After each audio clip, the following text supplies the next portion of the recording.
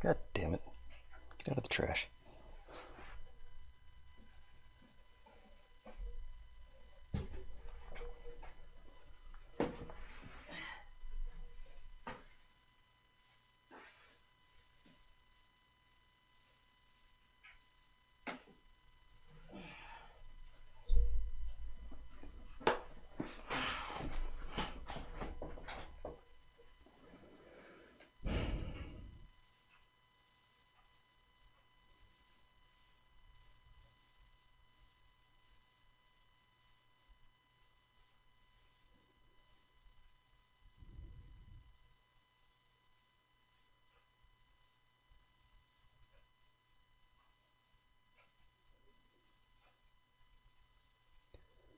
Alright, so what the hell is wrong with internet atheism? Or, that is, movement atheism? It's excessively right-wing. I mean, a couple of weeks ago now, a guy named Chris Stedman came out with, or published, I should say, on Vox, an article about how atheism has an alt-right problem. Now, there have been a lot of hot takes on this. A lot of them seem entirely wrong. A lot of people just saying, nuh-uh. There have been a lot of hot takes on this. But the atheism community seems to have, come together, united in their considered opinion that, nuh-uh. Okay, I mean, but, Stedman wasn't saying that there's, a huge number of alt-righties. He wasn't saying that, internet atheism is all alt-right or anything like that. It was more along the lines of, there's just too many. It's a significant number. And he's right. A lot of internet atheism has swung hard to the Nazi side. Now, it would be really easy to blame this on 9/11. 9/11 really did shape, a generation. Since I'm going to have to edit that edit anyway.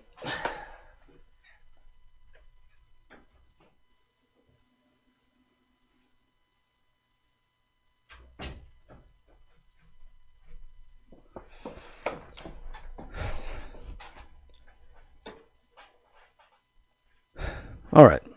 So what the hell is wrong with internet atheism? A couple of weeks ago now, Chris Stedman came out with, he published an article in Vox, internet atheism has an alt-right problem. No, just atheism has an alt-right problem, but it seems more focused in internet atheism in the way things have developed online, to me, he spent a lot of time talking about Richard Spencer and his avowed atheism. He even has a section on his website, apparently, or maybe it was in his interview with David G. McAfee about secular humanism. And it's like, what the hell, dude? You really don't understand it if you're willing to just outright exclude every human who doesn't look like you. But where is this problem coming from? What's the origin of this issue? It would be really easy to blame this on 9/11, because a lot of the famous, the new atheists, as it were, really rose to prominence after 9/11. They sort of had published their atheist books at the right time in order to, catch that wave.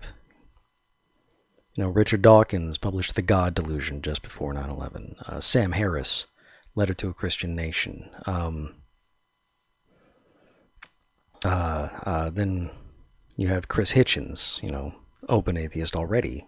But I believe he published God is Not Great at around the right time. Dan Dennett, philosopher, really is the outlier of the bunch.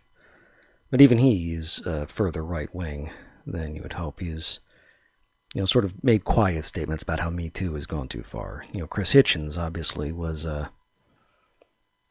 he supported the war in Iraq. I mean, he wasn't quite so openly fascist as he was contrarian. But even so, it seems to me that most of what he wanted from the war in Iraq was, as he argued in one video, the extirpation of Islam. Dawkins is, I mean, a child, literally, of colonialism. I mean, and one, it's in his documentary series, or series that he did for the BBC, where he sat down with his mother and she discussed how when they were living in Africa, he got stung on the foot by a scorpion, and this little native servant boy they had spent all night sucking the poison out. You know, I'm like, dude, what the hell, right? So he's a rich old white man from a long line, I guess, of rich old white men. So he makes some moves towards like second wave feminism, but even so, he's kind of an ass. And Sam Harris is just pretty awful, right? He's advocated torturing Muslims, nuking Muslims, racial profiling of Muslims. I mean, the dude's just awful. He's awful. You know, I mean, he had, and, you know, beyond the whole bigotry against somehow, he racially profiling Muslims is what he argued for. But beyond is that, he's had neo-Nazi Klansman Charles Murray on his podcast. Called his views provocative and sympathized with him for being silenced by the PC police. No, Charles Murray's, you know, a neo-Nazi who did bad science in support of racist bullshit. People argued against him because he was wrong. And, you know, Harris loves to have these provocative far right-wing people on and then not offer any sort of pushback against them. Harris is just, you know, fuck him. Fuck Sam Harris. So, I mean, these people, you know, not necessarily great thinkers, is what I'm trying to say. Dennett and Hitchens are different. They had been, you know, prominent as speakers before that. Dawkins was doing science education before that, you know, publishing lots of science books about evolution, you know, the selfish gene, the blind watchmaker.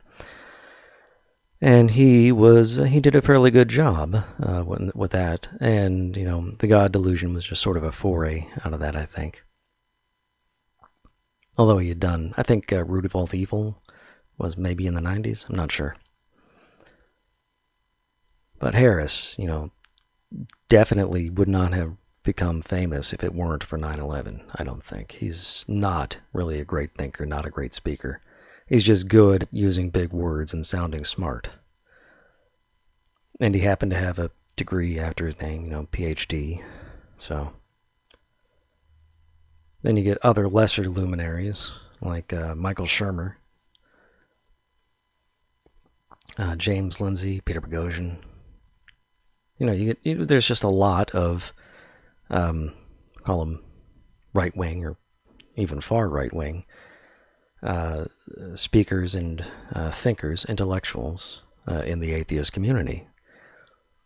I mean, Boghossian, I mean, he and James Lindsay thought they were discrediting, you know, gender studies with their so-called hoax. So-called hoax. They weren't, you know. And then he goes on dogma debating with David Smalley and acts like he starts talking about alpha and beta males and cucks and sneaky fuckers. I mean, he's just a shitty guy. And then also, Boghossian parroted, you know, white supremacist talking points about the intelligence of the races, right? You know, how Asian people are smarter than white people. I mean, just a complete shitbag.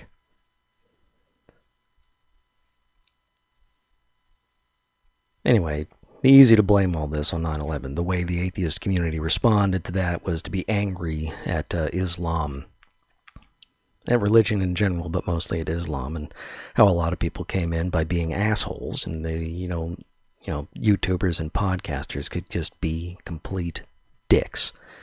And the community accepted that, right? But I think it's actually deeper than that.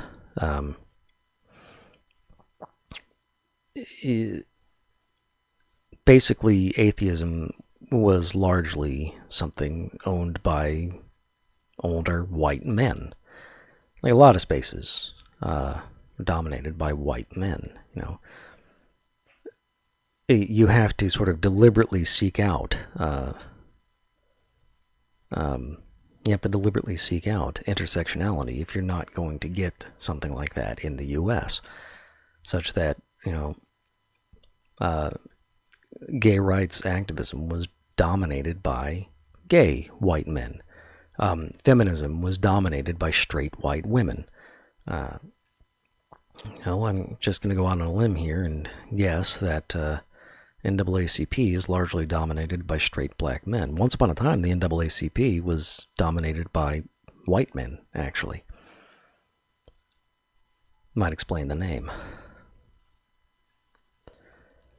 But the fact is that the atheist movement atheism, could become this haven for spoiled, privileged, ignorant, arrogant, young white men. Because, the spoiled, arrogant, ignorant, rich, older white men had laid the groundwork for it over the course of, centuries. You just go back, big names keep cropping up, right?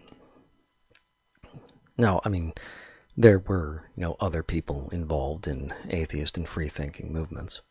Annie Lloyd Gaylor has a speech you can find out there, in which she goes through and details a lot of women over the course of the history of free thought. Most of them white, I think. So, but yeah, I just think that it's not so much that atheism has a new alt-right problem, and it's not even, a mere 17 years old at this point. I think it's just the atheism movement has always been a movement for guys like me. And other people breaking into it, Madeline Murray O'Hare, we're always the exception to the rule. So, I don't think that the alt-right problem is new, and it really shouldn't be surprising. It's, the result of our history.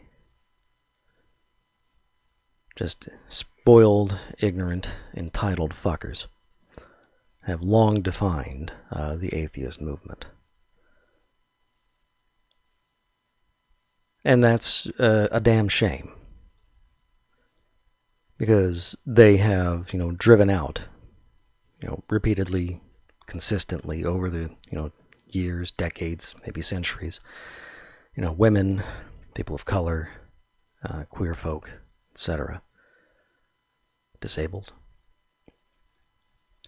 who might otherwise have been a real asset over the years, made it easier to reach out to all the people, and maybe made atheism a little bit more resistant to fascism.